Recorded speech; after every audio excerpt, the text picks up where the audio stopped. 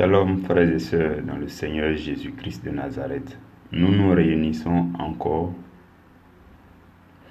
pour continuer la méditation de notre sous-thème d'hier.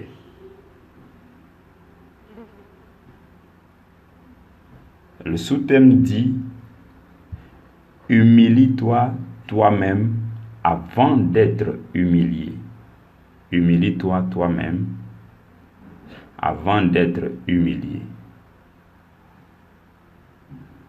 Et hier, nous en avons parlé un peu longuement. Nous avons lu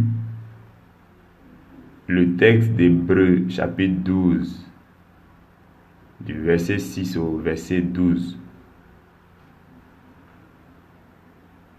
Et hier, nous avons vu donc que lorsque dans notre marche chrétienne,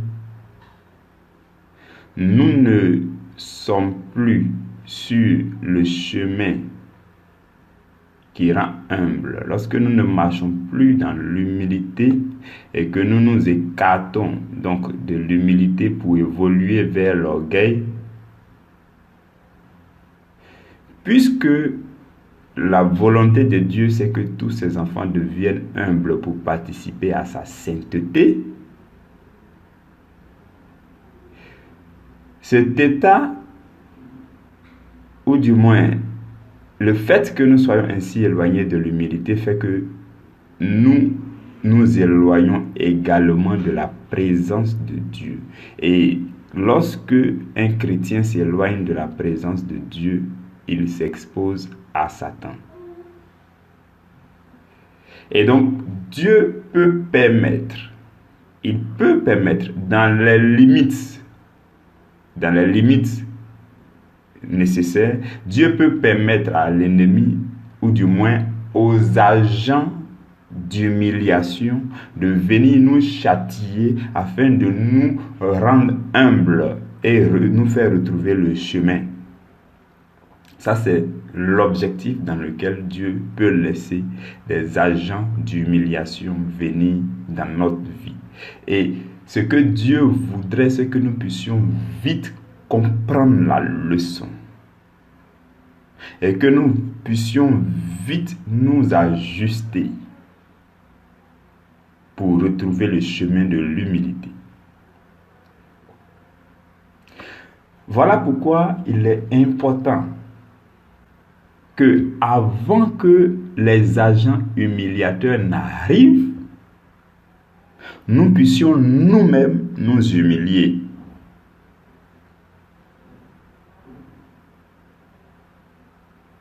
Parce que si nous apprenons à nous humilier régulièrement devant la face du Seigneur, si nous apprenons à faire ce qu'il faut faire pour demeurer soumis à la volonté de Dieu, pour demeurer humble vis-à-vis de Dieu, pour rester dans l'abaissement comme Jésus l'a été vis-à-vis de Dieu, si nous le faisons, alors il ne sera plus nécessaire pour les agents d'humiliation de venir pour nous humilier. Parce que leur rôle, c'est de venir nous humilier pour nous rendre humbles. Mais si déjà nous sommes soumis à Dieu, nous sommes humbles, nous nous imposons ce qu'il faut s'imposer afin de nous soumettre à Dieu et rester soumis à Dieu, inutile que Dieu laisse les agents d'humiliation venir vers nous. Donc, il est très important de nous humilier nous-mêmes. Et aujourd'hui, nous allons lire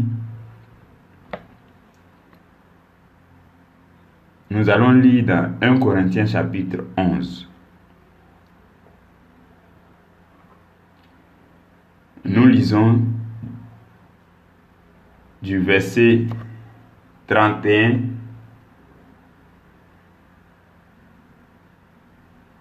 au verset 32. Paul dit, « Si nous nous jugions nous-mêmes, nous ne serions pas jugés. Mais quand nous sommes jugés, nous sommes châtiés par le Seigneur afin que nous ne soyons pas condamnés avec le monde. Frères et sœurs, voici ce que la Bible nous dit. La Bible nous demande de nous juger nous-mêmes.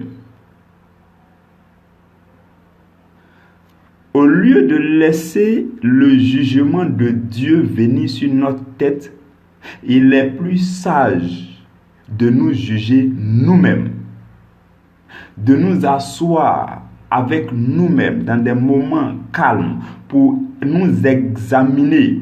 Il y a un autre verset qui dit « Examinez-vous vous-même pour voir si vous êtes encore dans la foi. » Et donc, si nous remarquons qu'il y a quelque chose qui ne va pas, qu'il faut ajuster, c'est là que, dans ce jugement personnel-là, nous pouvons prendre des moments de jeûne afin de retrouver la présence de Dieu. Souvenons-nous toujours que l'objectif, c'est de retrouver la présence de Dieu, c'est de nous retrouver, être soumis à la volonté de Dieu, obéissant à Dieu, s'abaissant devant la face de Dieu. Retrouver la communion avec le Saint-Esprit, l'harmonie, où la joie y est, la paix y est. C'est ça que nous recherchons. Et donc, si nous nous jugeons nous-mêmes et que nous nous examinons nous-mêmes, nous allons nous rendre compte que nous ne sommes plus sur le chemin. Nous sommes en train d'évoluer vers l'orgueil. Nous ne marchons plus dans l'humilité. De ce fait, il faut que nous-mêmes nous nous humilions avant qu'un agent d'humiliation n'arrive vers nous.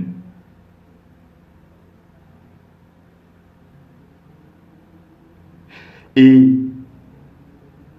le verset suivant dit,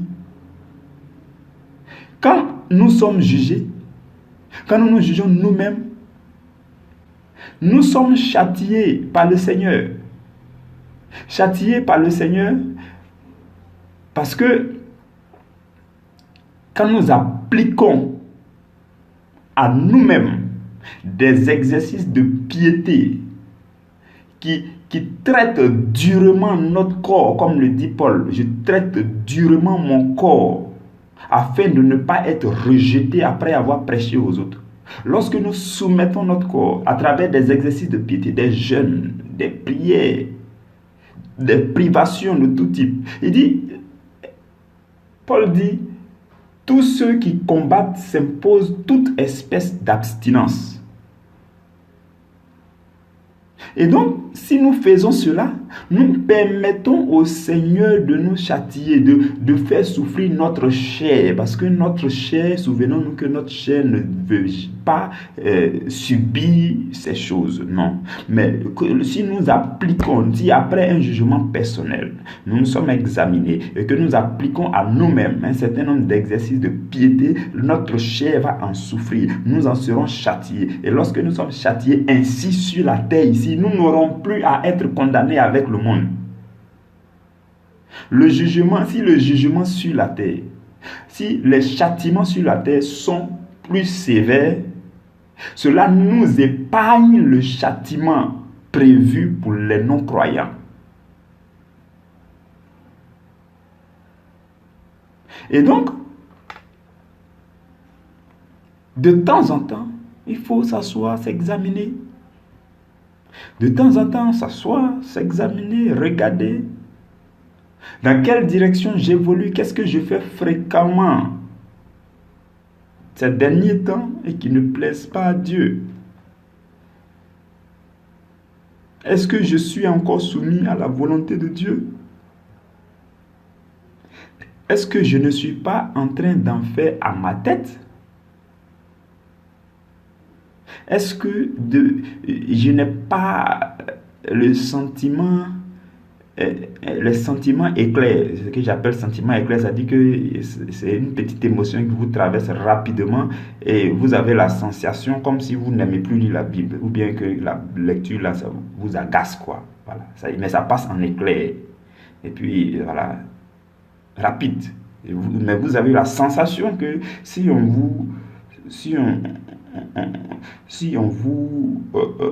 disait qu'on ne devait plus lire la Bible, oh, ce serait une grande joie.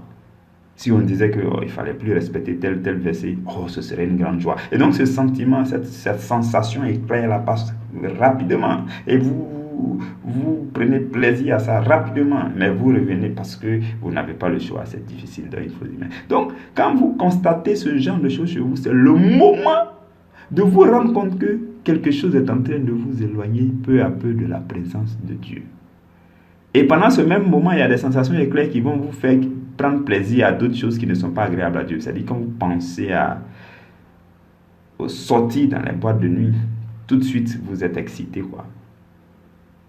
Ou bien quand vous pensez à l'alcool, ça au moins ça vous excite. Mais quand vous pensez à la méditation de la parole, ça vous agace. Ce sont de petites choses. Paul dit, examinez-vous vous-même. Pas besoin d'attendre que quelqu'un vienne vous mettre sur le visage vos défauts. Non. Examinez-vous vous-même. Si nous nous jugions nous-mêmes, humilions-nous nous-mêmes. Donc, lorsque nous nous examinons nous-mêmes, nous pouvons alors nous humilier nous-mêmes en prenant peut-être un temps de jeûne, en faisant une privation. Je me prive de mon téléphone. Je me prive de mon téléphone.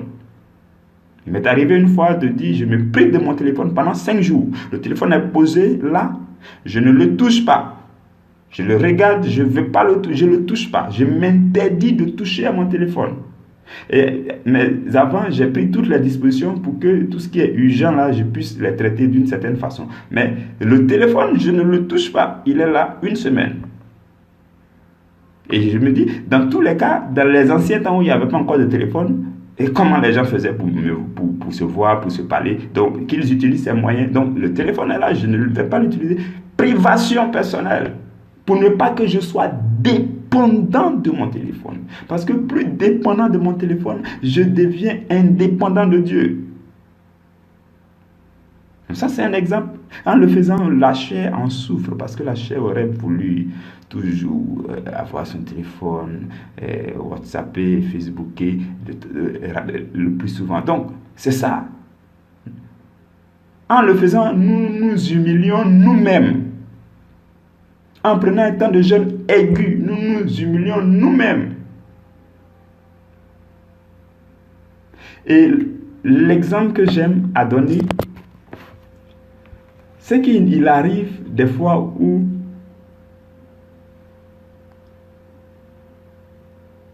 à force de ne pas aimer le jeûne, de n'avoir jamais jeûné, on parvient à un moment où on est totalement en galère. Totalement en galère. Et là, tu es amené à ne rien manger. Ah oui. C'est un agent d'humiliation. Comme tu n'aimes pas t'humilier dans la présence de Dieu toi-même à travers les jeûnes, alors Dieu fait en sorte que l'argent te manque pour que tu te retrouves dans la même situation et que tu penses à lui.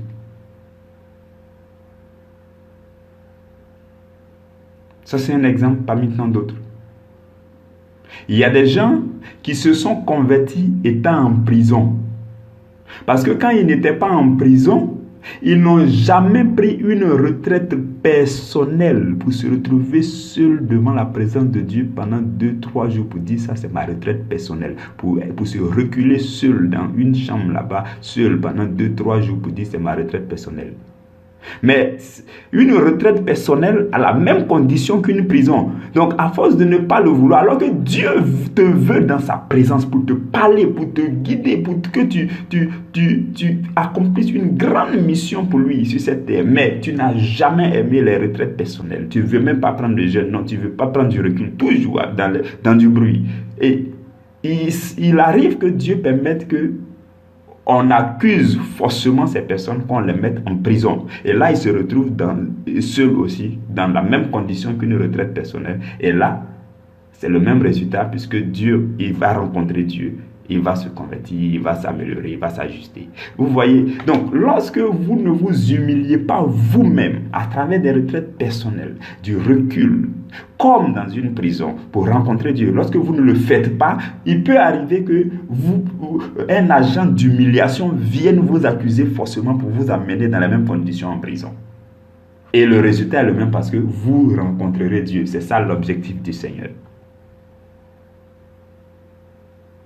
Il nous arrive de ne pas faire d'offrande, de dire non, non, je ne vais pas faire d'offrande parce que cet argent-là, j'estime que ce n'est pas trop Dieu qui m'a donné, c'est la sueur de mon front qui me l'a donné. Donc cet argent, c'est pour moi, c'est pour mes affaires, c'est pour mes dépenses personnelles. Je ne vais pas donner parce qu'en donnant, je ne ferai plus telle dépense.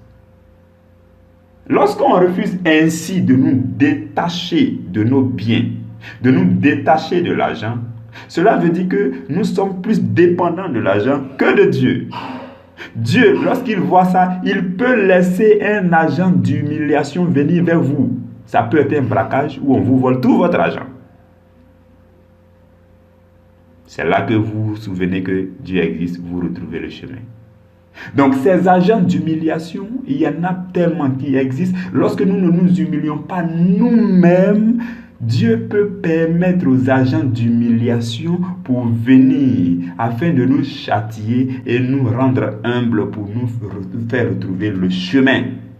C'est de cela que nous parlons, frères et sœurs, durant ces 2 jours. Cela est très important pour le chrétien. Très important pour le chrétien.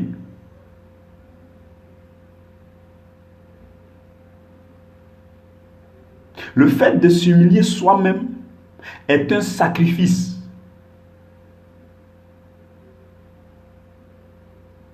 Et c'est agréable à Dieu. Mais lorsque nous ne faisons pas ce sacrifice et que nous finissons par rencontrer des agents d'humiliation, le résultat est le même, mais ce n'est pas tout à fait agréable à Dieu. Mais au finish, Dieu accomplit son dessein à travers nous.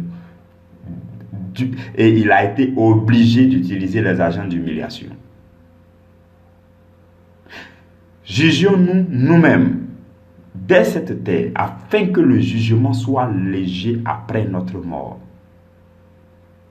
Parce que de toutes les façons, ce que nous n'avons pas confessé sur cette terre, ce que nous n'avons pas regretté sur cette terre, que nous n'avons pas souffert, c'est-à-dire que dont nous n'avons pas eu de remords intérieur, que nous n'avons pas souffert dans notre cœur en regrettant devant Dieu, Seigneur, je regrette d'avoir péché contre toi. Si nous n'avons pas fait ça, forcément à notre moment, nous allons le faire. Et c'est plus difficile, plus dur.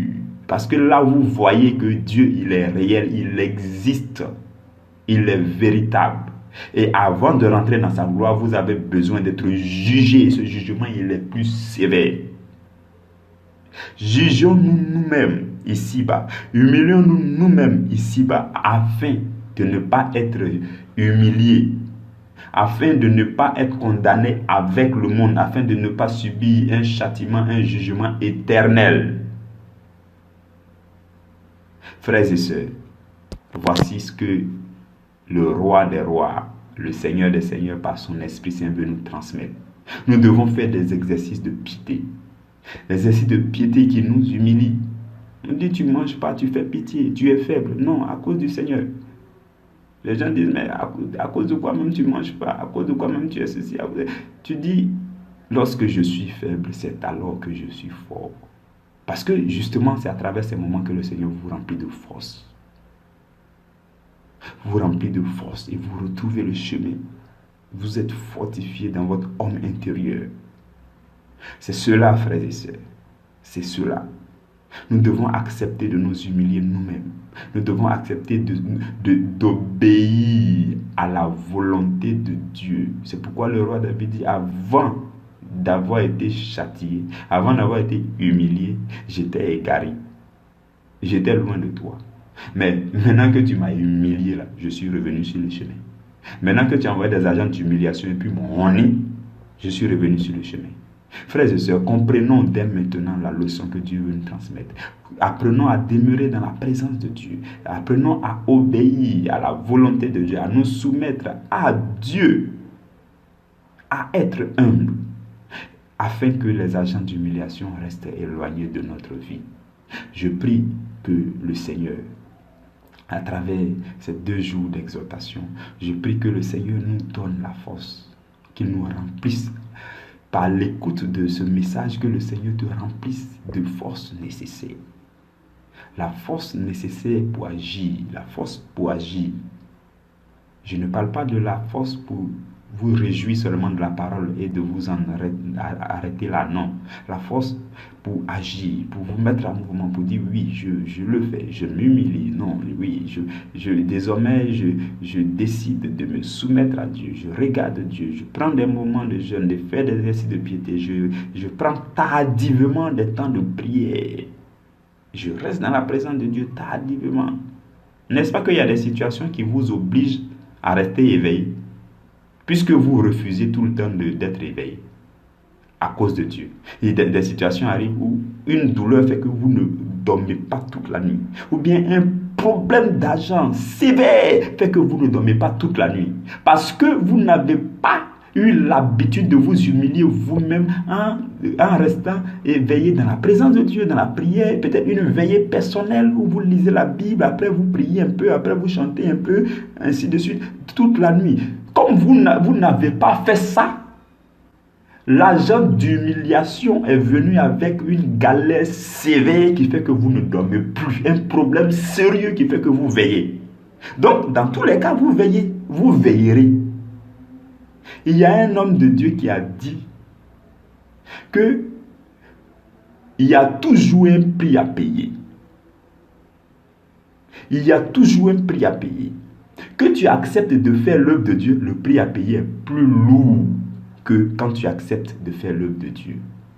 Quand tu refuses de faire la volonté de Dieu, le prix à payer est plus lourd quand tu seras en face des agents d'humiliation, que lorsque tu décides de faire l'œuvre de Dieu et pour payer le prix à travers des actions, des exercices de piété volontaires que tu t'appliques à toi-même, c'est encore plus agréable. C'est un sacrifice plus agréable que d'attendre que Dieu à chaque fois va venir vous châtier, vous taper ici, comme si nous étions encore des enfants. Non, ceux qui ont grandi sont ceux-là qui sont responsables, qui disent non, je décide de subir telle chose pour que ce soit un sacrifice agréable devant mon Dieu. Il ne faudrait pas que toujours le Seigneur prenne la chicotte. Non. Voici ce que nous devons rechercher. Si nous grandissons dans la foi, si nous voulons grandir dans la foi, voici des choses que nous devons pratiquer. La souffrance fait partie de la vie du chrétien. Sinon, le Seigneur Jésus n'allait pas souffrir. La Bible dit, si vous souffrez en tant que chrétien, c'est une grâce. Et la Bible dit, c'est par la souffrance que nous devenons matures et que nous participons à la sainteté de Dieu. Si nous sommes chrétiens, ça veut dire que nous visons la sainteté. Et si nous visons la sainteté, nous devons faire ce qu'il faut faire pour parvenir à la sainteté. La souffrance volontaire qu'on applique à soi-même fait partie de la vie chrétienne. Si vous n'en connaissez pas, vous n'êtes pas encore, si vous ne souffrez pas, il y a un homme de Dieu qui a dit, un autre homme de Dieu qui a dit, si vous n'avez pas connu de souffrance, vous n'allez pas devenir mature. Si quelqu'un n'a pas connu de souffrance, il ne deviendra pas mature. Maintenant, si vous avez grandi dans une famille où tout est bien, tout est chic, vous avez été idolâtré, tout ça, apprenez dès maintenant à vous appliquer des temps de jeûne, c'est-à-dire à obéir à la parole. Si la Bible dit qu'on jeûne, vous jeûnez. Si la Bible dit que Jésus a fait ceci, vous faites. Si la Bible dit que Saint Paul soumet son corps, vous soumettez votre corps. Si la Bible dit qu'il faut contrôler sa langue, il faut brider sa langue. Vous aussi, vous bridez votre langue. Vous prenez des temps de privation de bouche bée. Voici des exercices à faire, des temps de bouche bée. C'est-à-dire, je ne parle que si c'est nécessaire. Parce que dans ce silence-là, je peux mieux entendre la voix de mon Dieu dans mon cœur. Donc, bouche bée. Aujourd'hui, bouche bée. Souvent, c'est mieux que les jeunes. On pense que le jeûne, c'est se priver de la nourriture seulement. Non. Vous pouvez prendre un temps de jeûne de bouche bée. Silence intérieur. Aujourd'hui, je ne boude personne. Ce n'est pas comme je boude, mais je ne parle que si c'est nécessaire. Et si c'est utile, si je parle, j'ajoute un peu de souris. Mais je referme ma bouche tout tranquillement et je continue mon exercice de bouche bée toute la journée.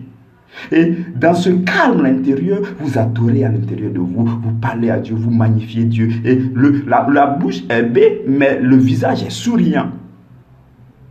Ce sont des choses, frères et sœurs, que devenant matures, nous devons appliquer à nous-mêmes.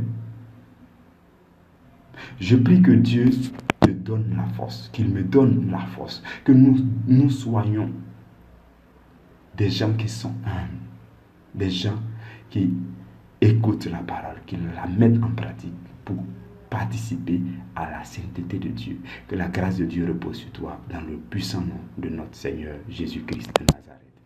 Amen.